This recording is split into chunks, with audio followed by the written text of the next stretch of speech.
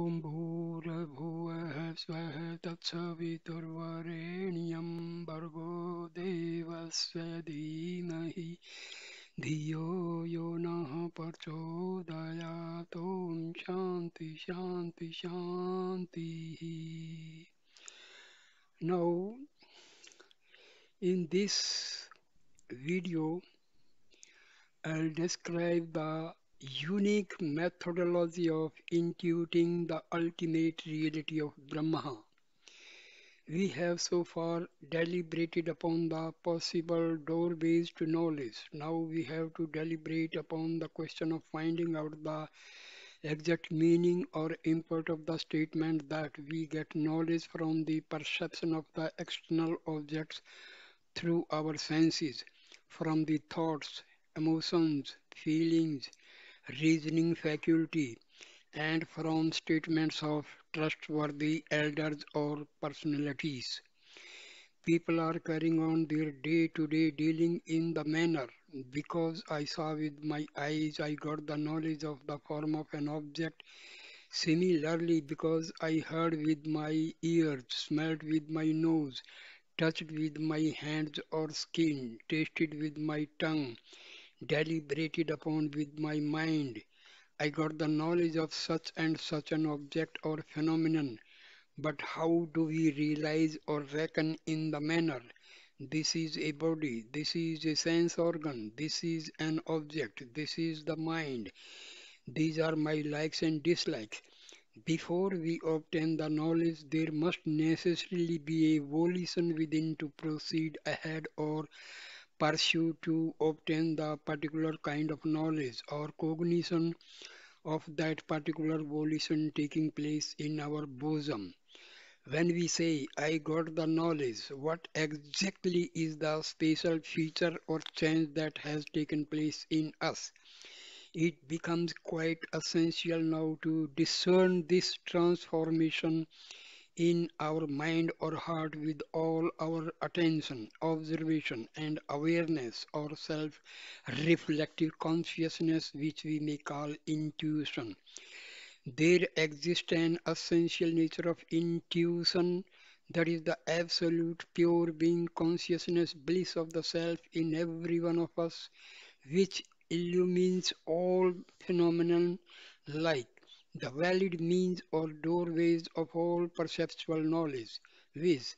the five senses and the mind, their functioning as well as non-functioning, the sensations gathered by the sense organs, the mental volitions, conceptions or misconceptions, etc. Activities like pravrti and nivritti, and the three states of consciousness like waking, dream, and deep sleep. It may be given the nomenclature of Siddhantanubhava, that is, intuitive experience which is self established or existing in itself and by itself, having no dependence upon anything else or having anything second to it. Taking the literary meaning of the word Anubhava, that is, experience, with its etymological formation in the manner anu means following and bhava means that which has happened or is experienced. We keep on transaction in the manner. Now we got the perceptual experience. Now we got the experience of hunger. Now we got the experience of certainty or conviction, etc., etc. Thus, what accrue at the end of these transactions we may call phalanubhava, that is the experience or enjoyment of the fruit or result. As this experience or enjoyment is the resultant or fruit of a particular valid means or doorway of knowledge, pramana, it can also be called pramiti or avagati. Just like when a matchstick is scratched against a rough surface, the fire manifests instantly and burns. Although this anubhava, that is intuitive experience, manifests apparently at the end of the function of its respective valid means, Pramana. In truth, it is not in the least an experience or anubhava which has arisen or is born afresh as a resultant fruit or effect. For our Atman or self alone, who is essentially of an innate nature of pure absolute being consciousness bliss, is perforce the Anubhava, which apparently is experienced as a resultant fruit by all of us, in order to indicate that it is indeed an ever existing, self evident, or self established absolute or plenary consciousness or awareness. In Vedantic parlance, this reality of intuition is called Anubhuti, Shuddha Chaitanya. It is keenly observed there does not exist any object or phenomenon whatsoever which is not related to this intuitive experience. To say that this exists in relationship with our innate intuitive experience, that is pure consciousness, has perforce to take place, for everything is pervaded by this intuition, just like space pervades everything in it, and thereby the existence of anything means the latter's existence in space alone. Similarly, this pure consciousness or Chaitanya is the substratum for any percept or concept. For this reason alone, the scripture states this fact in the following words. This is a shloka from Savetswara Upanishad.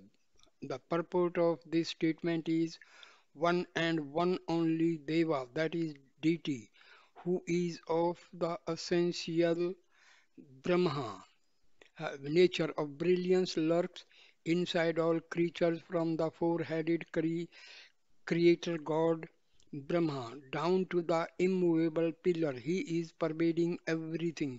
He is the innermost Atman or pure being of every object or entity, being the presiding principle which supervises the dispensation of all fruits of actions. He alone is the pure existence at the very core of all beings and objects. He perceives everything directly, intuitively, without any mediate means.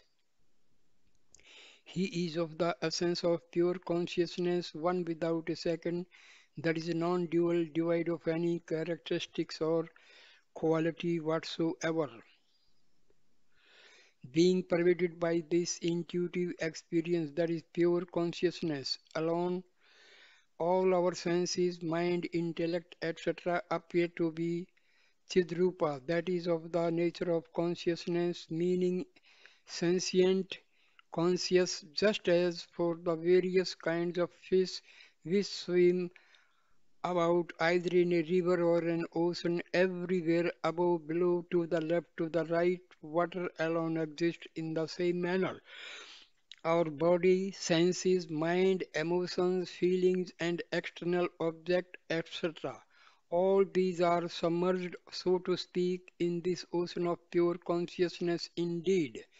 Just as the electric bulbs are pervaded in a manner of speaking by the light produced by the electric current, similarly, the function of the senses and the mind are pervaded by this intuitive experience, Sakshi Anubhava, pure consciousness, and thereby are associated with the reflection of this reality alone, because those valid means or instruments of knowledge in our empirical day-to-day dealings or actions are being illumined by the light of that pure consciousness, our very core or substratum of our being. All of them are appearing to be full of consciousness, that is Chinmaya alone.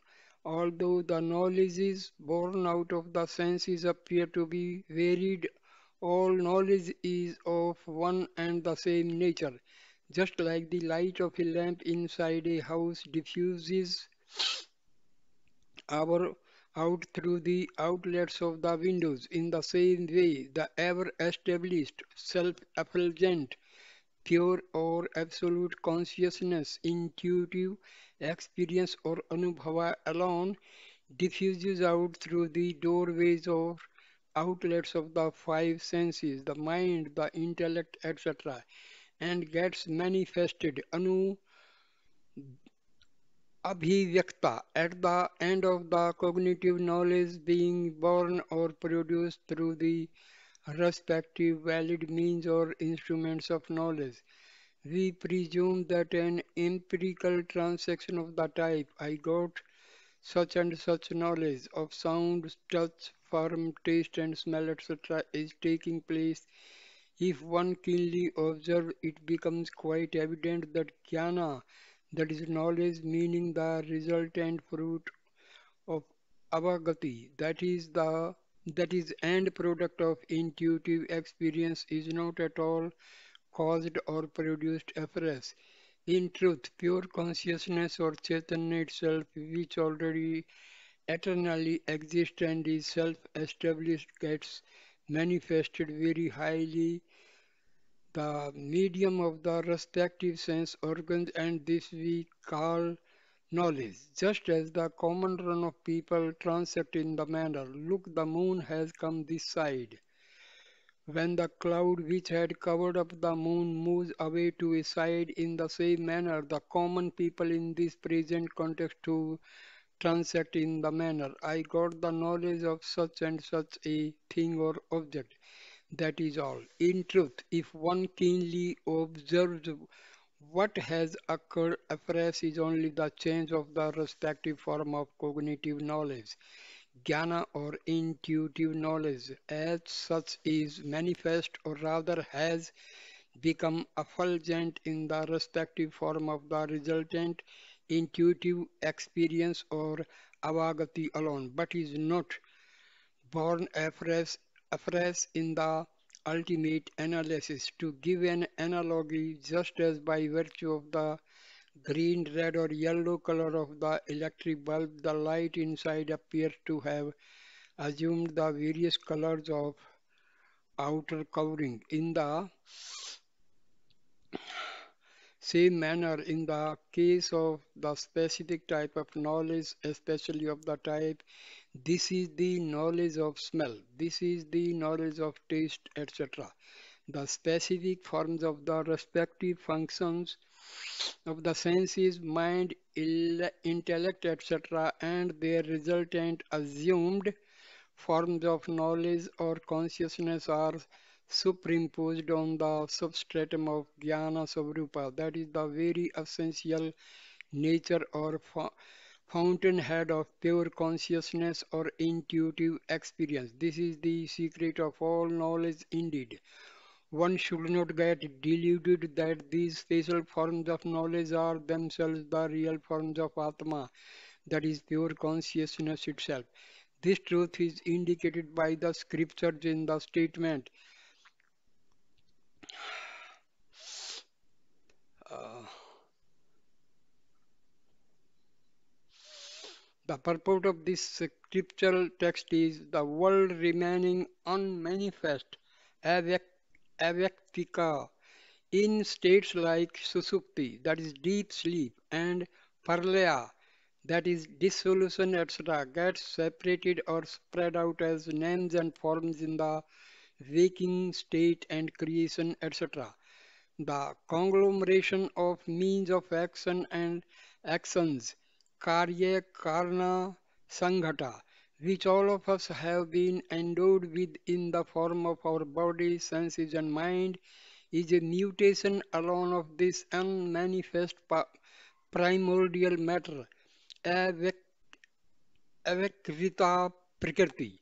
Indeed, in the external stateless Atma, because of the difference in forms or appearances caused by the manifestation and unmanifestation of names and forms which are projected or superimposed by avidya. The different states of consciousness are appearing. Atma, that is the self, who was first existing by and unto himself, appears to have entered into the manifest world. This should be reckoned in the same manner as in the example of space, which first existed as empty mere space alone in the house of a potter, and itself later on appeared separately or differently as the pot space, pitcher space, lid space, etc. Although these different kinds of conglomerations of our body, senses, mind, etc., are born in Atma alone, who is eternally existing and is of the essential nature of pure consciousness, intuitive experience.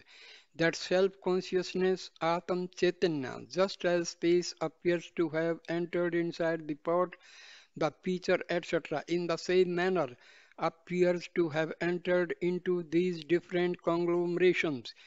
In fact, of pure consciousness, Chaitanya having entered into pervading the conglomerations appears to have us in two kinds. Number one, just as the various razors that a barber has kept in his bag are separate or distinct, in the same way the pure consciousness appears to have entered into the conglomerations in the form of separate distinct consciousness or knowledge in distinct places too.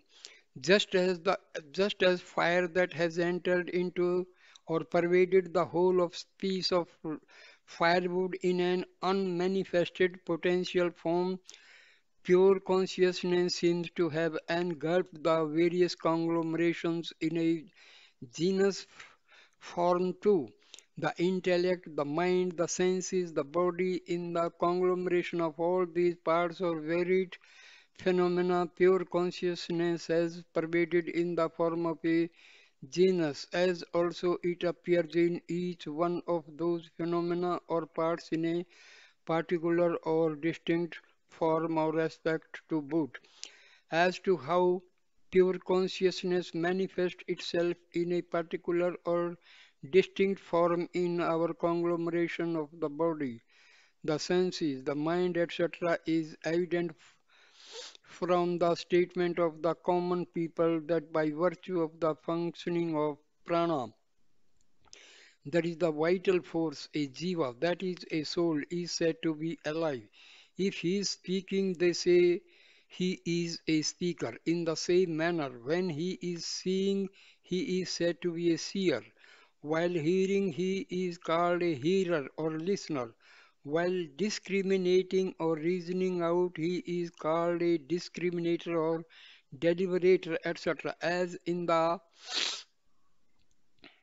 illustration already mentioned, among the three electric bulbs that exist in one particular room, one may appear to be green, a second one may appear to be yellow, and the third may appear to be red. Although apart from these three particular forms, pure electric light pervades the whole of the room, nay, the whole of the house in its unmanifested or genus form, that is, electric light is perceptible to us only in the particular forms through those colored bulbs which are the doorways, so to speak, for the genus of the electric light alone.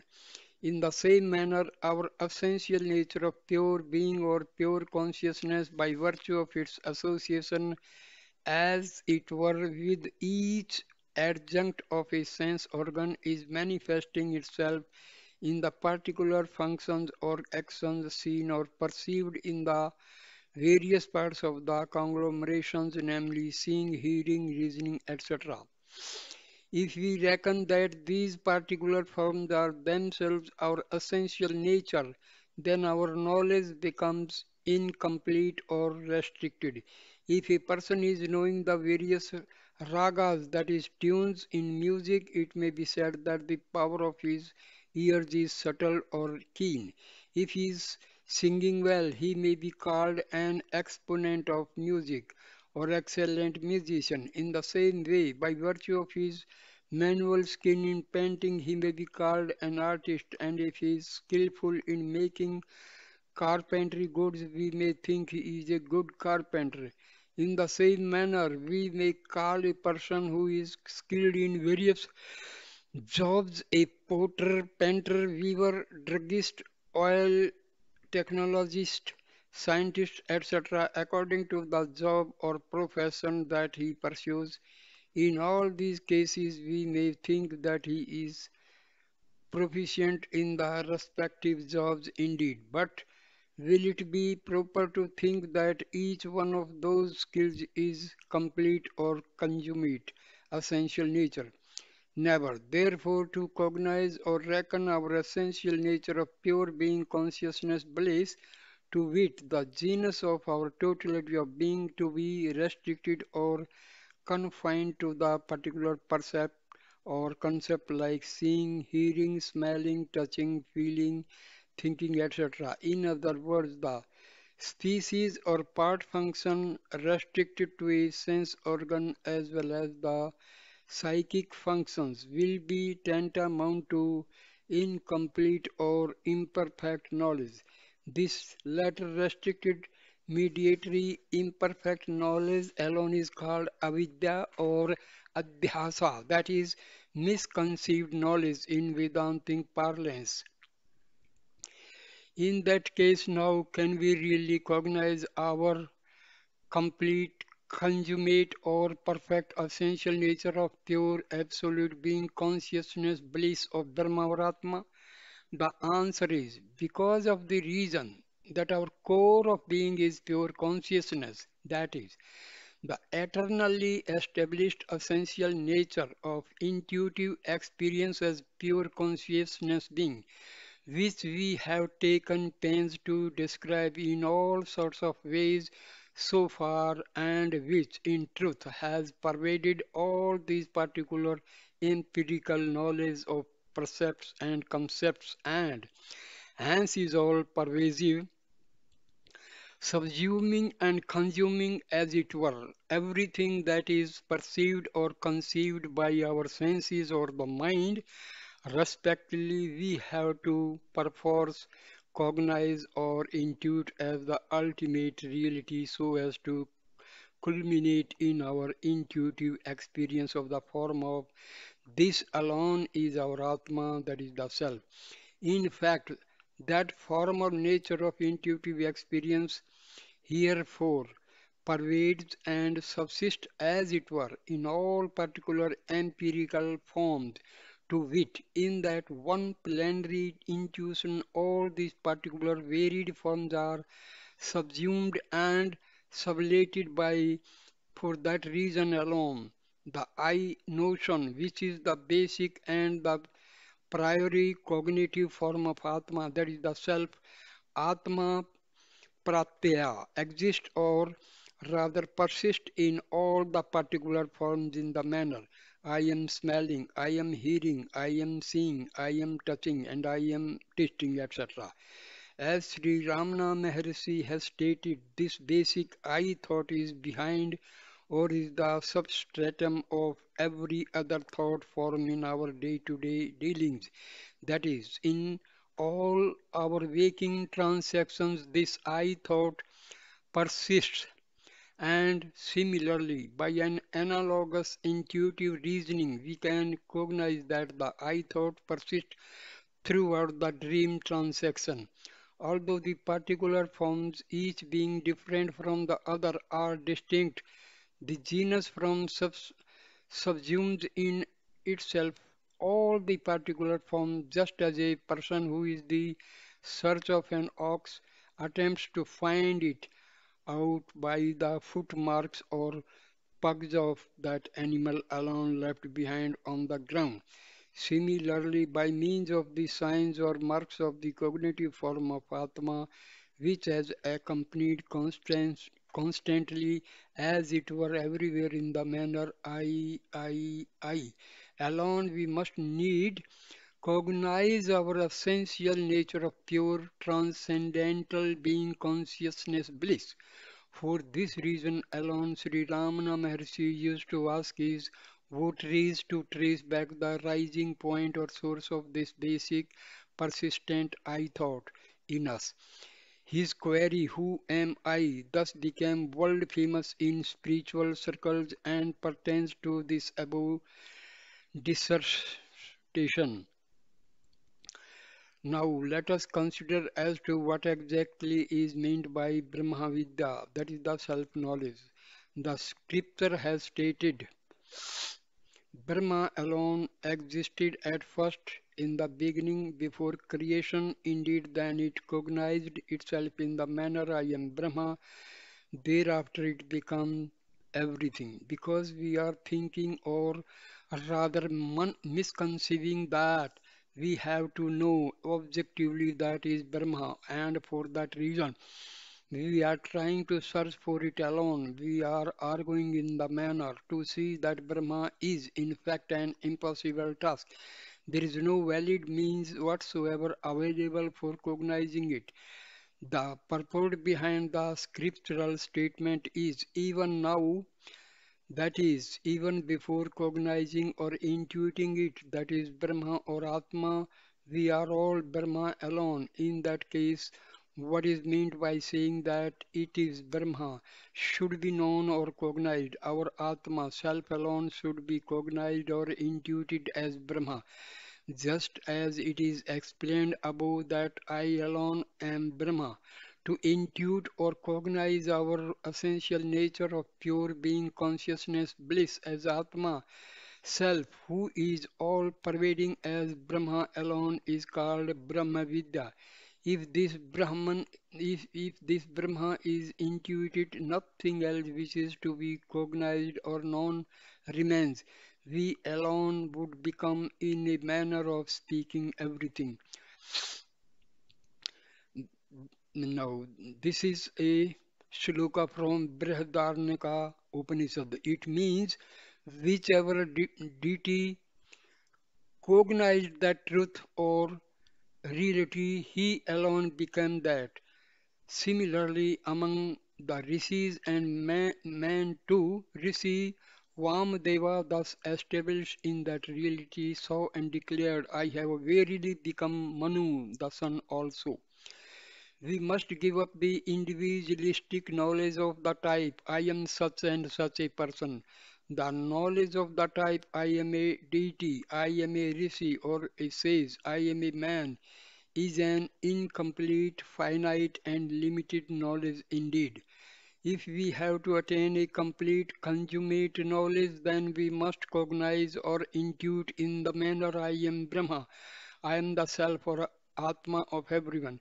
Everything is the I, the self alone. Merely by that, that is by cognizing or intuiting in this manner alone, one attains the intuitive experience of getting the innate identification with Brahma, the ultimate or absolute reality behind all empirical existence of the various phenomena in this expansive universe. When it is stated in the scriptures that one should attain it by means of the mind alone, it purports to indicate this truth alone. One should perforce acquire the intuitive experience of the type, the ever present or eternally attained non dual, transcendental, that is beyond the time space causation categories. Brahma alone is myself, that is my real essence of pure being consciousness bliss. That is all. One should give up or shed the present deep-seated and innate sense of identification which we all entertain in the form of I am such and such a person, which is projected or caused by avidya, that is ignorance, to one who has become a deity, who has become a rishi or sage, who has become a man. To all of them, Brahma alone is their Atman or self. Rishi Vamdeva attained the identification with the all-pervasive self-consciousness merely by intuiting in the manner I alone am Brahma. Even in these modern times, whosoever intuits in that manner alone, he will attain that very identification with the all-pervasive self-consciousness indeed. The purport this that is implicit in scriptural statements like it should be obtained by means of the mind alone. meaning it should be cognizing by the mind alone, is as a result of the deep-seated habit or practice of looking out through the senses. The mind has acquired an innate hankering after the distinct extroverted knowledge of the external objects alone.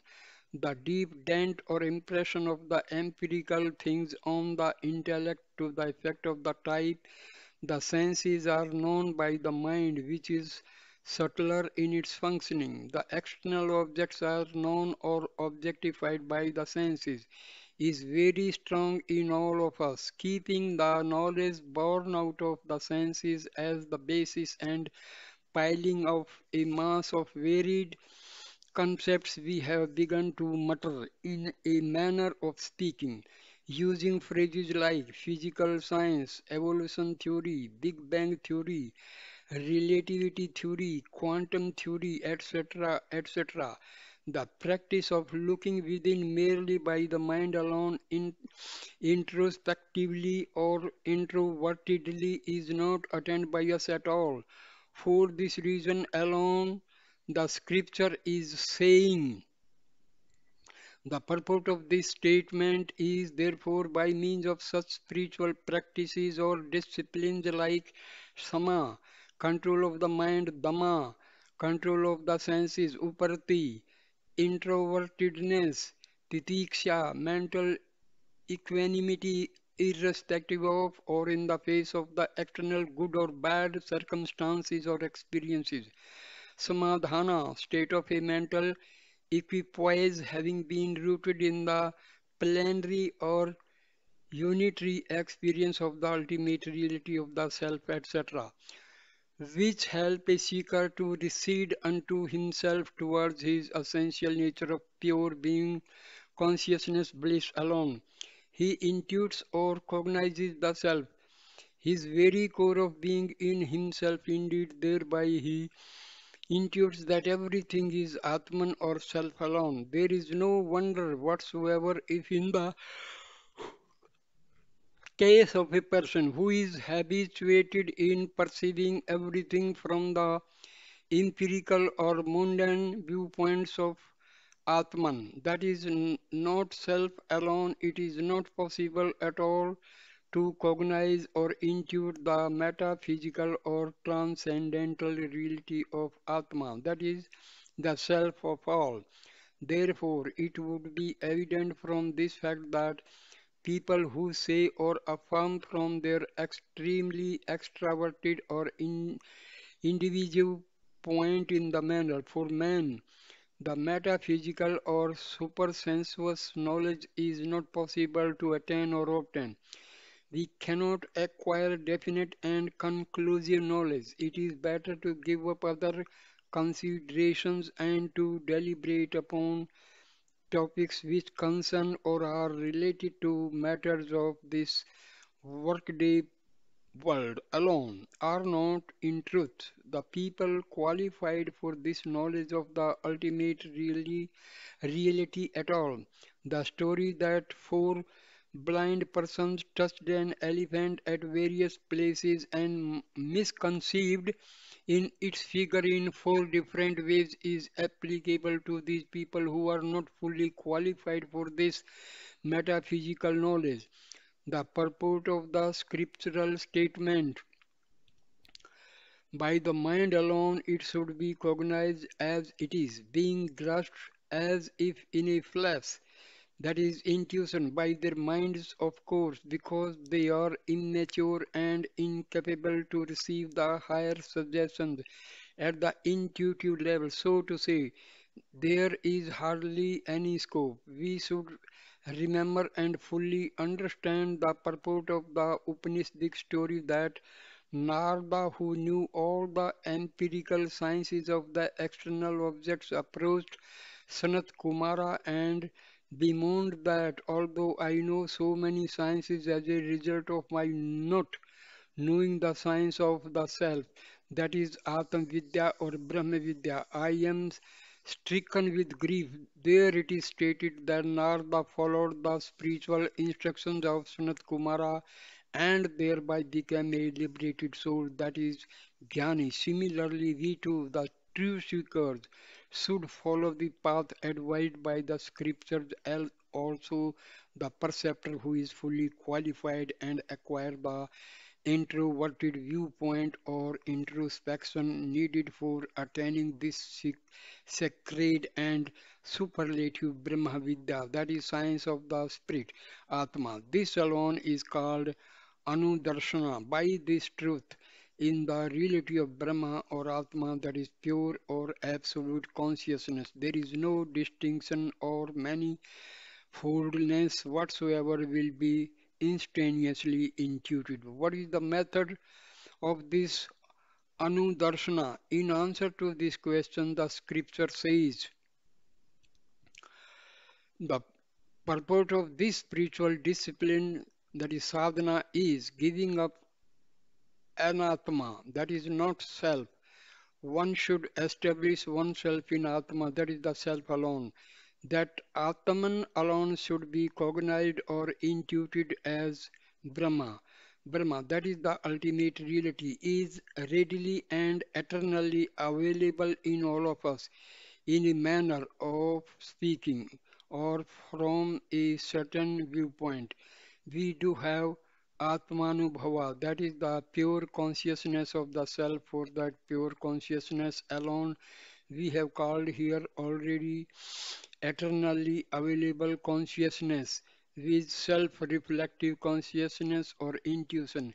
Even so, for people who are habituated in perceiving the external objects or phenomena alone, there is no cognitive or intuitive knowledge that within themselves this pure consciousness called Brahmataman ever exists in the form or essential nature of intuition. If it is said that they have kept the sun in a cage and locked it up, how ridiculous it would sound.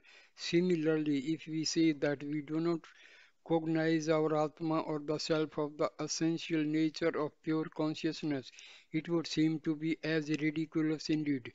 This Atma of the essential nature of pure absolute consciousness, intuition, although he is hidden in every being, he does not shine. Therefore, we should first of all give up the deep seated habit of looking outside, that is the common habit of being extroverted. The speech should be held firm in the mind, meaning we must merge all our senses of perception in our mind.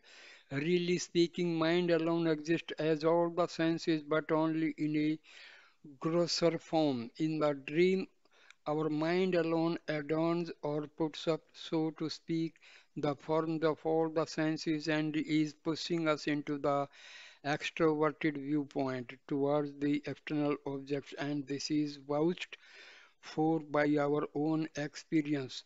There cannot be a better evidence or a judge for this fact of life than our own experience. It amounts to saying that the mind, while it can make volitions, propositions, and get doubts or uncertainties, can manifest itself as the external objects or phenomena alone. Therefore, this mind should be merged in the intellect. We should strengthen the decision that the intellect is subtler than the mind, as also being the cause for the mind. It is the Atman, that is the very essence of being of the mind, which it, that is the intellect, has pervaded or engulfed, just like the water of a river filled in a vessel and lifted up is poured back into the river alone. We should attempt to merge, sink all the mind's doubts and uncertainties in the intellect, which is in fact the basic faculty of determining or ascertaining the veracity of any concept in all of us, that is universally. For this, the capability of introspection, the practice of habit of inverted vision, as well as the mental capacity of ascertaining or comprehending the full import of the Vedantic axiom that the effect is not at all different from the cause, is essential. We are calling the clay itself as an earthen pot or pitcher. Similarly, the intellect alone we are misconceiving as mind, senses, etc. We should intuitively cognize that this intellect is really not different from Atma, of the essence of pure being consciousness bliss. Apart from the sun, do the sun's rays exist?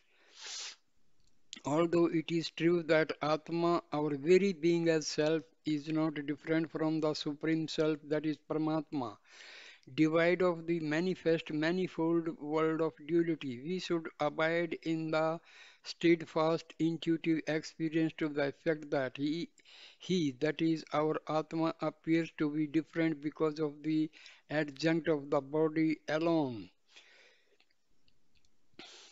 Establishing the mind in Atma, that is the self alone, should remain still or abide in the pure consciousness, intuitive experience without thinking about anything whatsoever, has this very purport of teaching.